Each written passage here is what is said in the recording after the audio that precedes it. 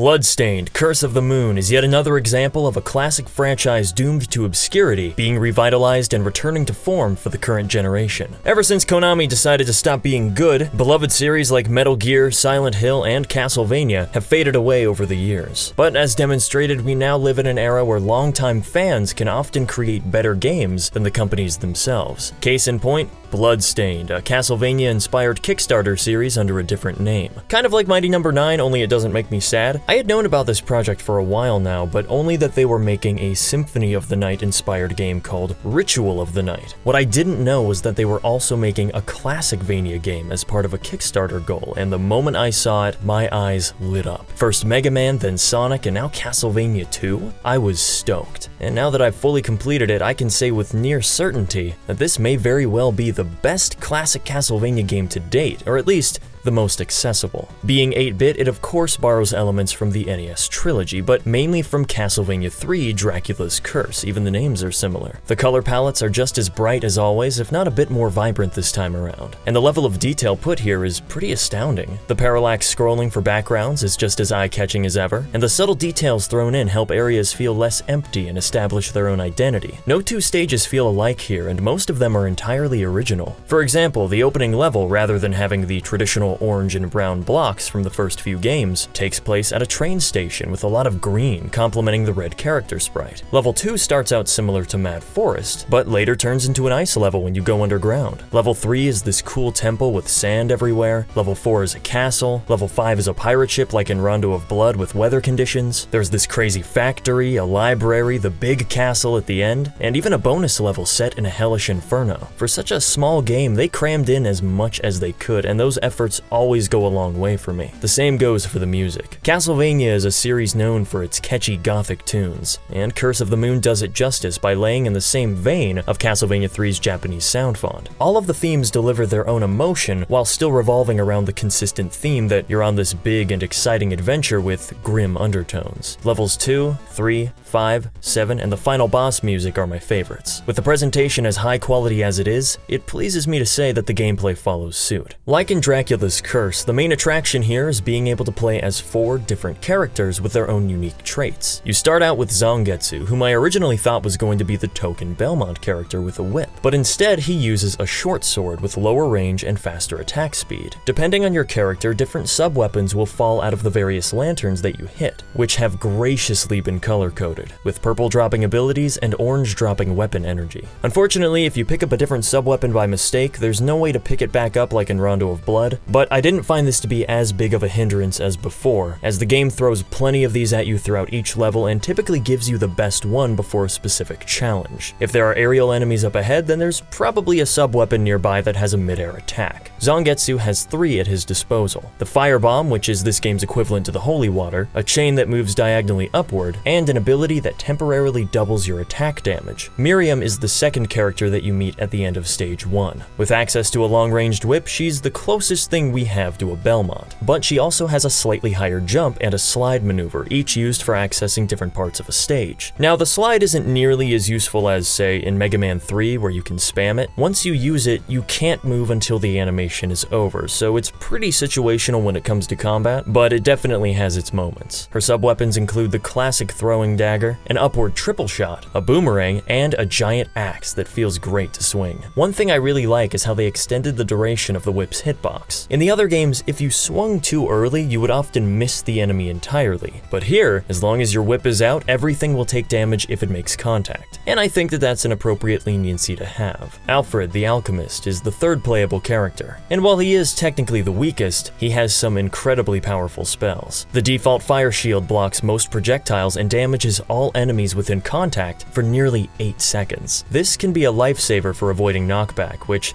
in true Castlevania fashion, there is plenty of. The ice spell is really useful too. It freezes all enemies upon contact, allowing them to be killed in a single hit. Great for the bigger foes. The green replication spell creates a copy of yourself at a short distance, allowing you to strike in 2 places at once, although I didn't find it to be any more effective than, say, switching to Miriam and using the whip, so that one felt a little weak in comparison for me. The lightning spell, on the other hand, is the most powerful of them all. It only drops in these special green lanterns, and it automatically homes in on an enemy's hitbox, striking them multiple times. Really handy for those hard-to-reach bosses. G-Bell is the only character to not use any sub-weapons. He's essentially this game's Alucard. He has a close-range triple attack and can transform into a bat at the cost of 1 energy point per second, which is inherently useful for crossing pits. What impressed me about these characters most, however, was how balanced they all were. Yeah, Miriam is probably my favorite and my go-to pick, but I was switching like a madman on my first playthrough. Using Zangetsu for close-range DPS, Miriam for trickier enemies, Alfred for making my life easier, and G-Bell for crossing treacherous areas. But unlike Castlevania 3, which focused more on alternate stages, Curse of the Moon is all about the alternate pathways within the stages. A shortcut that only Miriam's high jump or G-Bell's bat flight can get you to.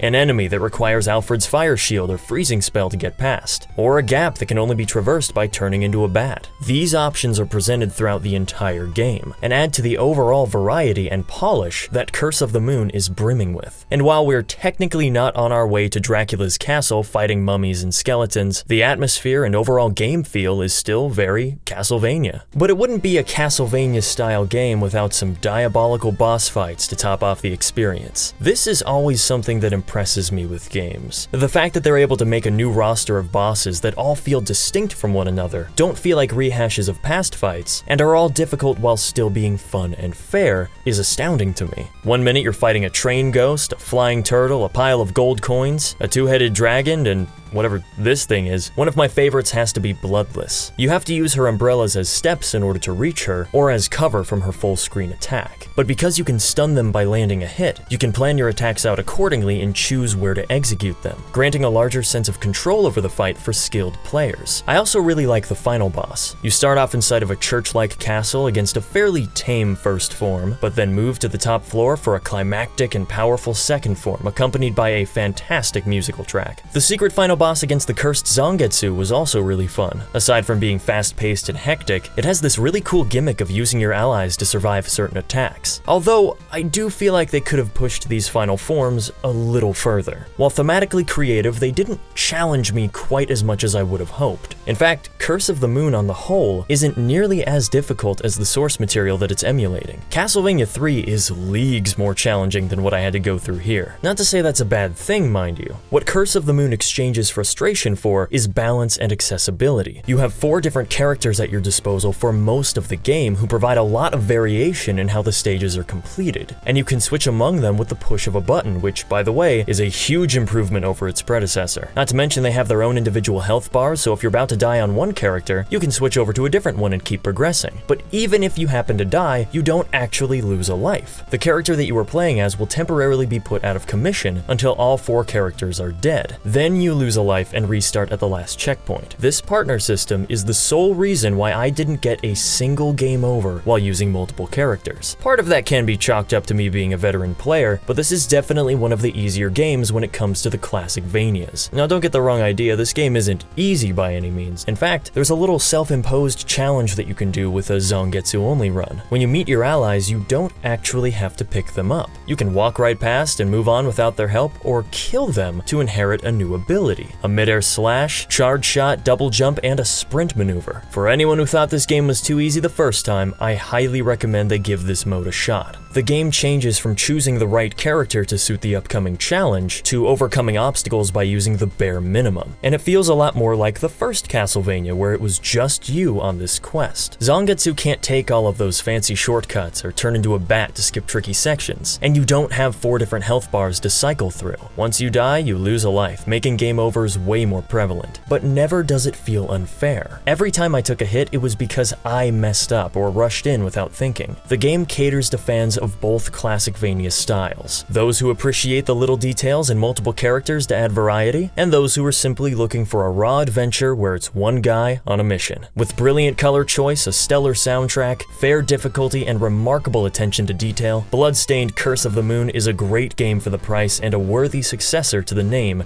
Castlevania. Yeah, I've got my nitpicks. I would have liked it if the game was a bit longer. Being able to play as Zangetsu's demon form would have been cool, and a couple of sub-weapons I felt were underutilized, but this is a very well-made game with clear passion and knowledge of the source material put behind it. If you're a fan of retro platformers or side-scrollers in general, I'd say you should definitely pick this one up. Thank you guys so much for watching. I hope you enjoyed, and as always, don't forget to check out the next episode whenever I post it, which will probably be soon. Alright. See ya.